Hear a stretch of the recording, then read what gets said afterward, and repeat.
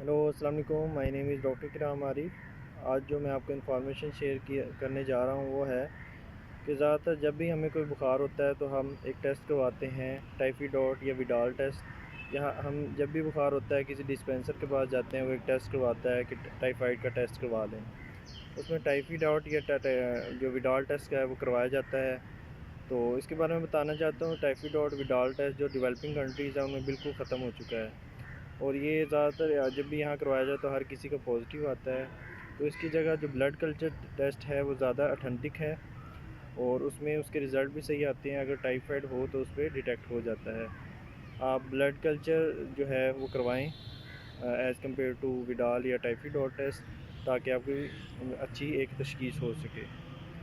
और मेरी वीडियो इस टॉपिक से मुतालिक फुल वीडियो मेरे चैनल पर मौजूद है, वहाँ से आकर देख सकते हैं। मेरी वीडियो को ज़रूर लाइक करें, शेयर करें और चैनल को ज़रूर सब्सक्राइब करें। Thank you.